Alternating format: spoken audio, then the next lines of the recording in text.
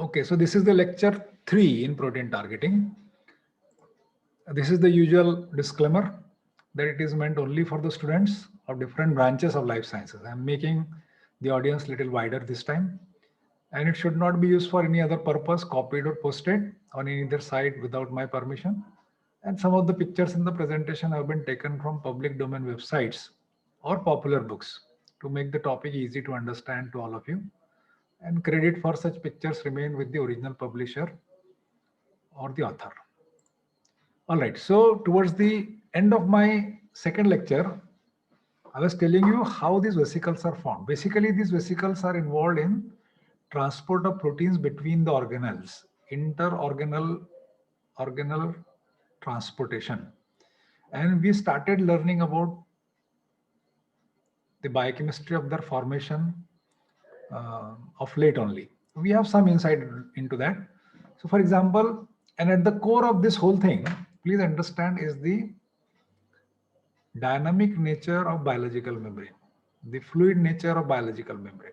So we have studied it in second semester that biological membranes are fluid mosaic. They are not static assemblies, they are dynamic assemblies. And the lipids in particular, they are continuously moving in horizontal plane. So I think that is at the core of this vesicle formation. So this is the donor membrane.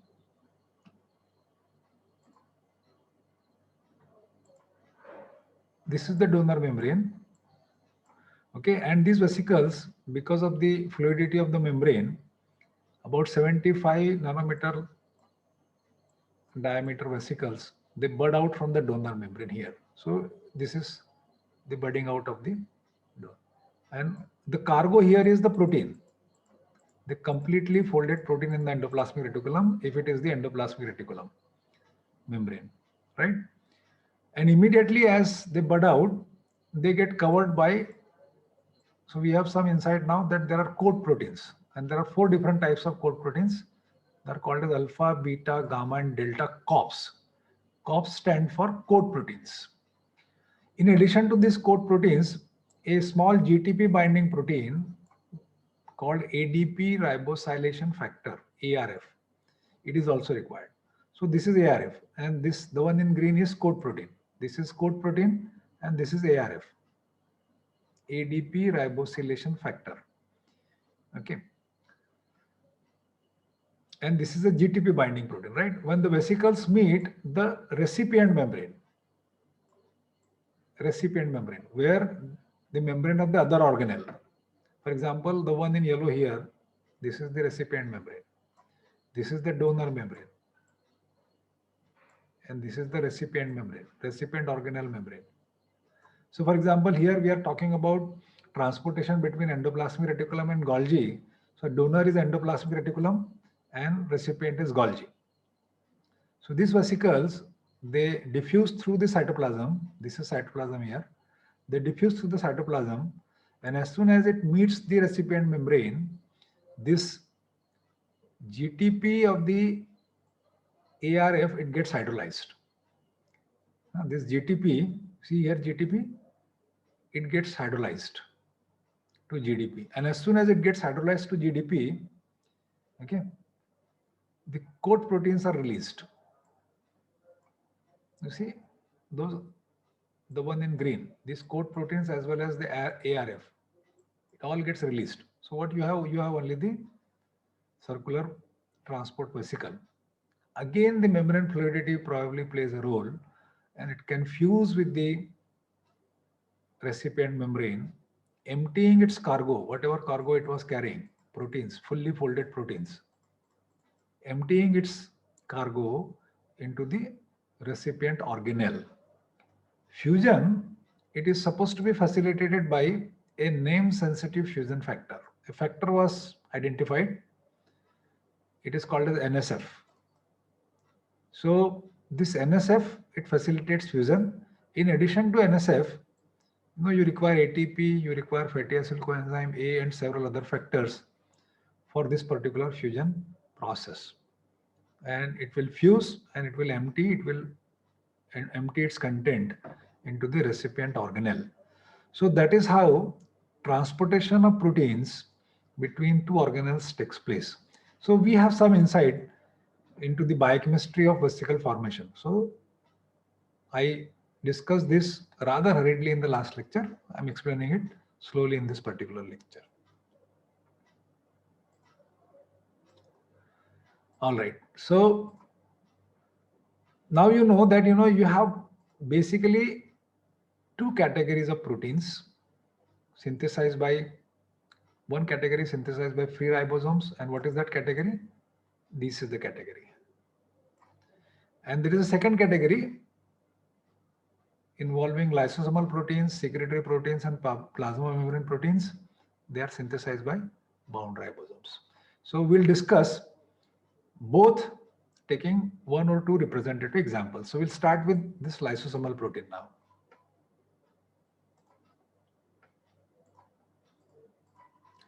So lysosomal targeting, why we have taken this particular example? Because this is one of the best understood processes. Targeting to lysosome is one of the best understood targeting processes. Lysosome is a major destination within the cell. You may be surprised, but it is housed to a large number of proteins. And what are those proteins? Those proteins are acid hydrolases. Acid hydrolases, hydrolyting enzymes with their pH optima in the acidic medium. Therefore, they are called as acid hydrolases. And there are close to 20 different types of acid hydrolases there in the lysosomes. And what is the responsibility? They are responsible for hydrolysis and breakdown of complex biomolecules arising out of cellular damage or turnover into simpler ones, or material internalized by endocytosis. Okay, cell may have internalized some biomolecules, complex biomolecules by endocytosis, that needs to be turned over, or these complex biomolecules, they arise out of cellular damage, regular wear and tear, or cellular turnover. So those biomolecules are hydrolyzed into simpler ones by the lysosomal enzymes. Please understand that these lysosomal enzymes are acid hydrolases. Okay, they will cleave the bonds, or these are the enzymes which have their pH optima in the acidic medium, and therefore we call them as acid hydrolases. And there may be as many as 20 different types of acid hydrolases. Now, let us quickly, refresh our memory that lysosomal proteins are synthesized by bound ribosomes. They reach endoplasmic reticulum, undergo glycosylation, folding, and transported to Golgi using transport vesicles, where they undergo some more modification. Okay, this is the sequence of events. That they will have a signal sequence which will take them to endoplasmic reticulum. Okay, they will be translocated across the endoplasmic reticular membrane. They will get into the lumen, where they will undergo some modification, particularly glycosylation, folding, and then they will be transported to Golgi apparatus. In Golgi also, they may undergo some more modification. And what is the kind of modification that takes place in Golgi? Generally, two mannoses are added. Two mannoses are removed, and 2N-acetyl glucosamine and a fucose molecule are added in the medial Golgi. So now you understand what is meant by medial Golgi. So you have typically 6 cisternae, 6 sacs in the Golgi apparatus. There are 2 cis, there are 2 medial, and there are 2 trans sacs. So this removal of 2 mannose and addition of 2N-acetyl glucosamine and a fucose molecule takes place in the medial Golgi. In trans Golgi, another N-acetyl glucosamine followed by a galactose and a sialic acid molecule, they will be added to the complex oligosaccharide to make a complex oligosaccharide. Please understand that the oligosaccharide unit can be a pentasaccharide, or it can be a complex oligosaccharide made up of 14 monosaccharide units. So we have understood both of them. Generally, a pentasaccharide is added in the ER lumen, or a complex one comprising 14 monosaccharide unit assimilated on dolichol phosphate is added. And that whatever may be the oligosaccharide unit, that oligosaccharide unit undergo this kind of modification in the Golgi apparatus.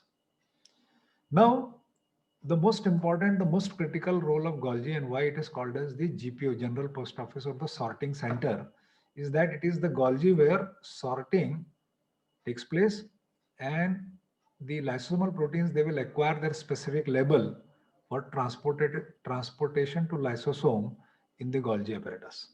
Okay, this is the most important role, responsibility of the Golgi, that it will decode the message which is there in the three-dimensional structure of the protein and put a readable label on those proteins which are meant for lysosome. And based on the label that they acquire in the Golgi apparatus, the proteins will be transported to lysosome. So let us see how that happens.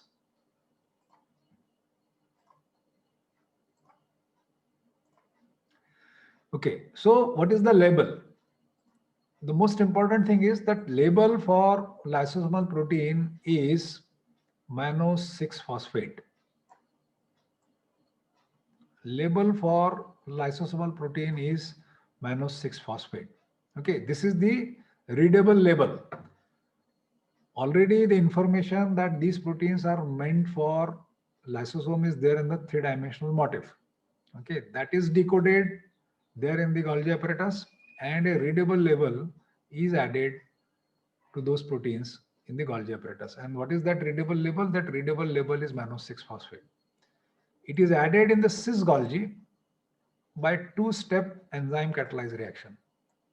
It's a two-step enzyme catalyzed reaction. And where it is taking place? It is taking place in the first two cisternae, first two sacs of the Golgi apparatus. How does it happen? So you have a mannose in the oligosaccharide unit. So this mannose is phosphorylated using an enzyme phosphotransferase. In fact, a phosphorylated N-acetyl glucosamine, it is added at this carbon number 6 of the mannose. So what do you have? You have a mannose phosphorylated N-acetyl glucosamine is added to the mannose. Where this phosphorylated N-acetyl glucosamine is added to the mannose, it is at carbon number 6. I'll show you in the next slide. And who is the donor of N-acetyl glucosamine? This donor is a UDP derivative of N-acetyl glucosamine. UMP will be released. Okay. And in the subsequent reaction, in the second reaction, a phosphodiesterase will dephosphorylate this. A phosphodiesterase will hydrolyze this bond, liberating N-acetyl glucosamine. And mannose will be phosphorylated at carbon number 6. So this phosphorylated mannose at carbon number 6 is the readable label for all the proteins which are meant for lysosome, right? I am repeating it, that the label is added by a two-step enzyme catalyzed reaction. The first enzyme is phosphotransferase. What does it do? It transfers a phosphorylated N-acetyl glucosamine molecule at carbon number 6 of the mannose of the oligosaccharide unit of the lysosomal protein. That oligosaccharide unit can be a pentasaccharide or it can be a larger one, right? And in the subsequent reaction, phosphodiesterase will cleave this bond, N-acetyl glucosamine will be freed, and what you have that mannose having a phosphate group at carbon number 6. This is the label. Mannose 6-phosphate is the label. Please understand, this enzyme phosphotransferase is highly discriminating. It doesn't phosphorylate any mannose. Okay, it does not phosphorylate mannose of the free oligosaccharide or the one which is attached to a short peptide. Okay, it does not phosphorylate any mannose. Please understand. Any mannose means mannose which is a part of a free oligosaccharide unit, or it is a part of an oligosaccharide which is attached to a short peptide. Rather, it recognizes, as I have been telling, a three-dimensional motif present on the glycoprotein addressed to lysosome. So I was just telling you that that address is there in the three-dimensional structure itself, which is recognized by this phosphotransferase, It recognizes that specific, unique, three-dimensional motif, which is present only in the proteins which are meant for lysosome. It is identified by this phosphotransferase, and it will phosphorylate that particular mannose. Okay, so that means that address is decoded and a readable label is added in the cis Golgi.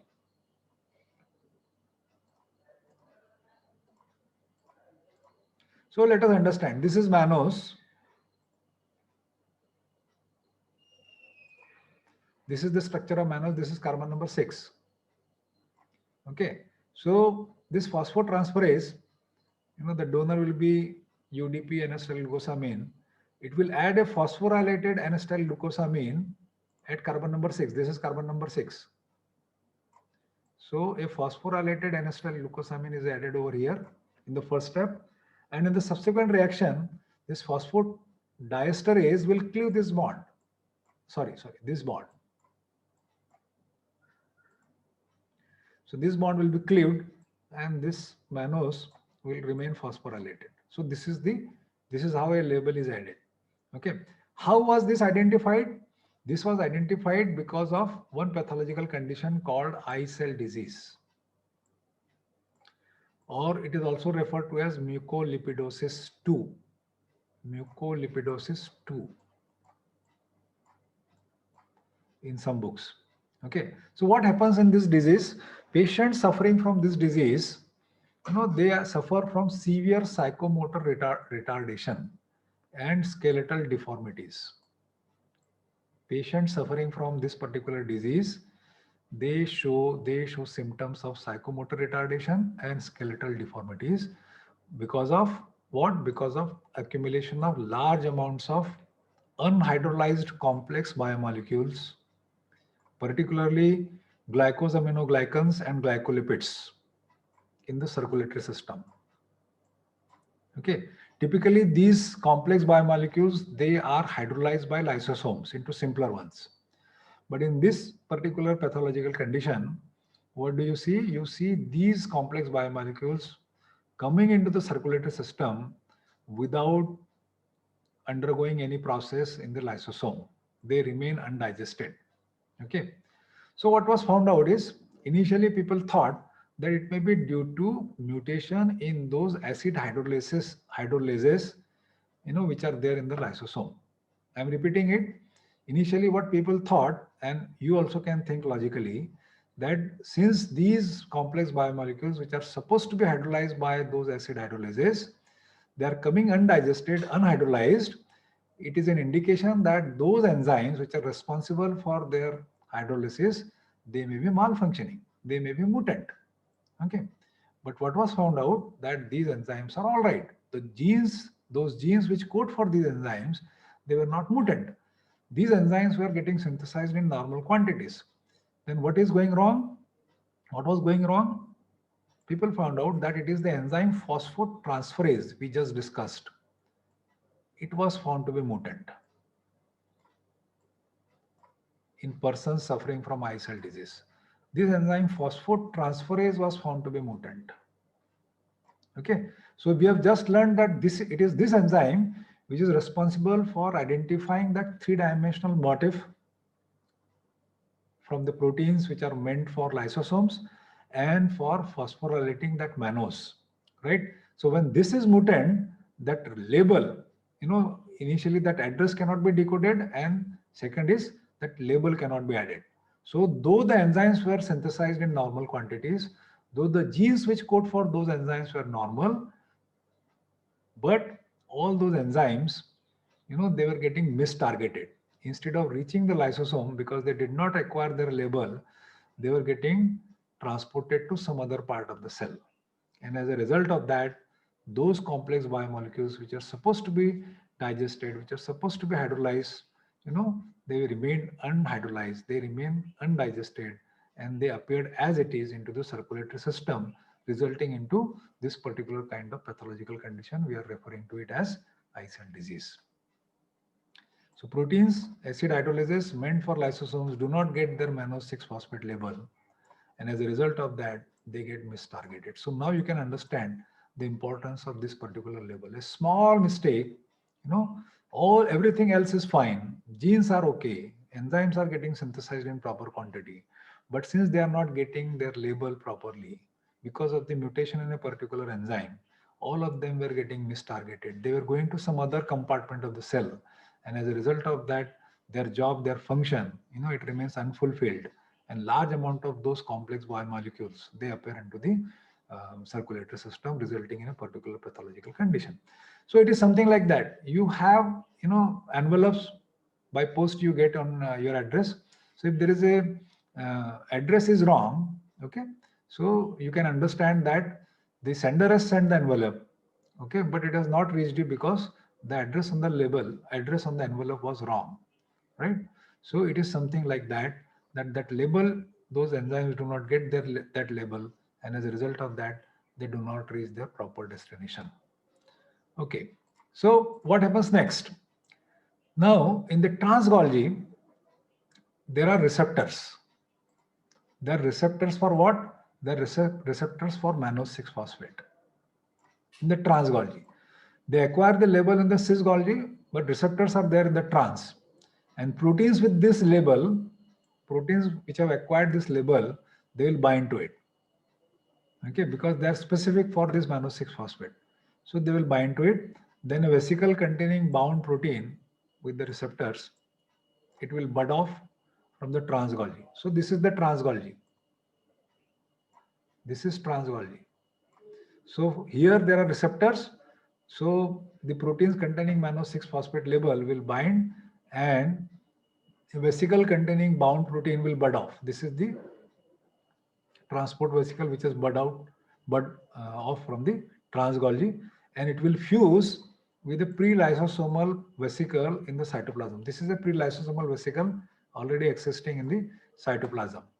And because of the acidic pH of the pre-lysosomal vesicle, it will cause release of proteins from the receptors. So proteins will be freed from the receptors. They are bound by loose bonds. So because of the acidic pH, proteins will separate from the receptors. Receptors will be recycled back. Receptors will come back. And what remains is the lysosome. What remains, a vesicle containing one type of protein or two types of proteins, or three types of protein, it is the lysosome itself. So the receptors are recycled back. So this is the lysosomal targeting. Okay, we have a very good insight, almost a complete insight into the lysosomal targeting.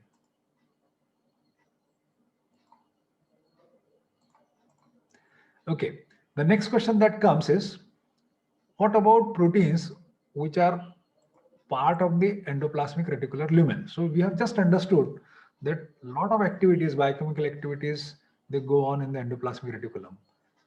There are proteins which are required for folding. Okay, there are chaperone proteins. Okay, so all those proteins are there in the lysosome. So how are they targeted? So ER proteins like lysosomal proteins, they are also synthesized on bound ribosomes. They reach ER, they undergo glycosylation, folding, etc., and then they are transported to Golgi. Okay, though they are proteins which are meant for ER, but they will undergo the usual process. They will undergo glycosylation, they will undergo folding, and they will be transported to Golgi apparatus. Sorting takes place in the Golgi. So we have just discussed ER lumen is home to a large number of proteins. Okay, chaperones are there, enzymes and factors required for protein foldings are there. I told you there are a couple of enzymes which play an important role in disulfide bond formation, in cis trans bond formation.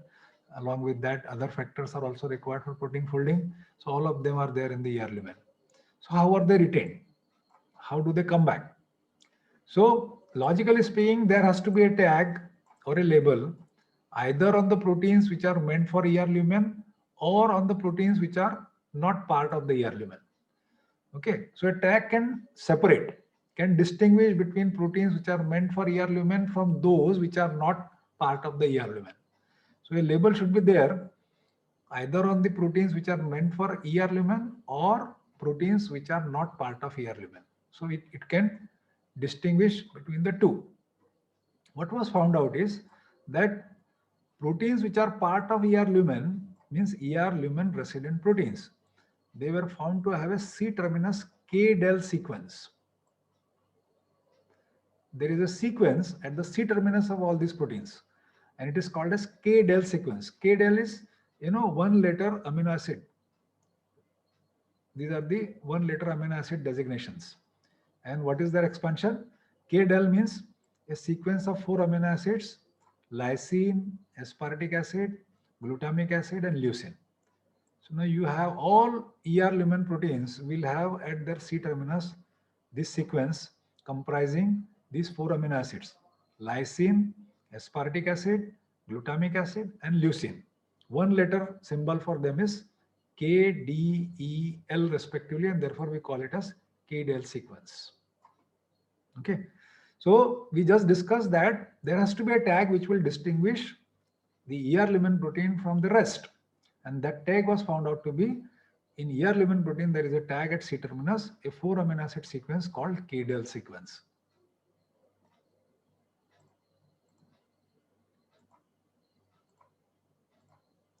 Okay. Why it was found to be playing a significant role? The answer was very simple, that any mutation, or if you remove this K-del sequence, then ER resident proteins, they are also not targeted to their destination.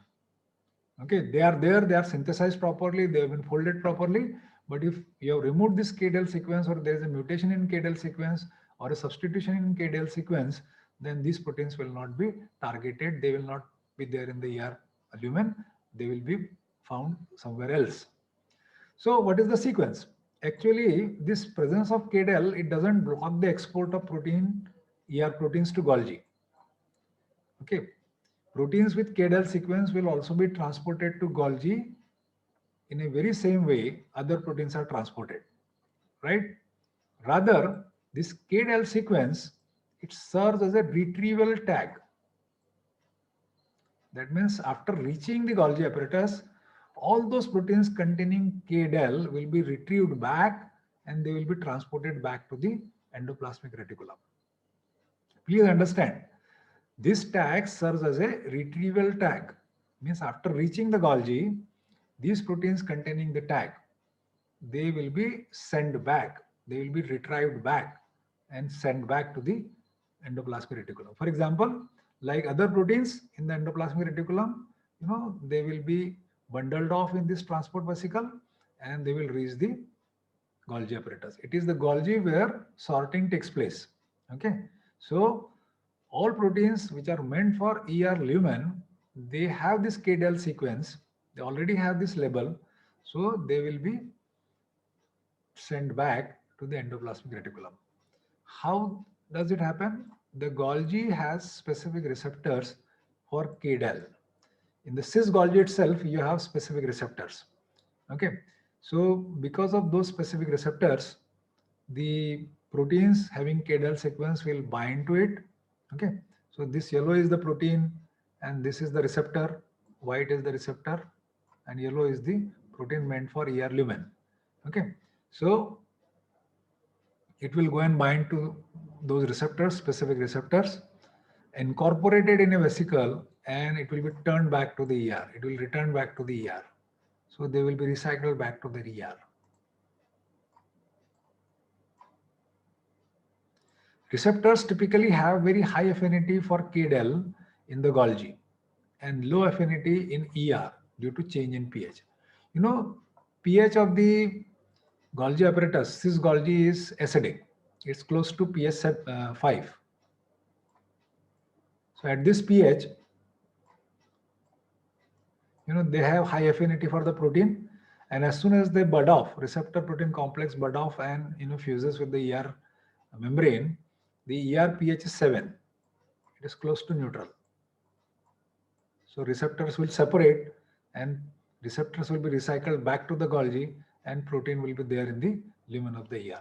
So this is the second targeting. First, we have learned about the lysosome, and second is this targeting to the ER lumen protein. How are they targeted? Okay, so they are not retained in the ER. They undergo folding, modification, glycosylation, whatever, in the ER. And like any other protein, they are also transported to Golgi. Okay, but they carry with them a retrieval tag, and that retrieval tag is a Cadel sequence. So they have specific receptors in the cis Golgi. Those proteins will bind to the receptor. Receptor protein complex will be sent back to the endoplasmic reticulum, and because of the change in pH, the protein will separate from the receptor and the receptors will be recycled back. So very interesting transportation. So I think that's all I have in this particular lecture. Thank you very much.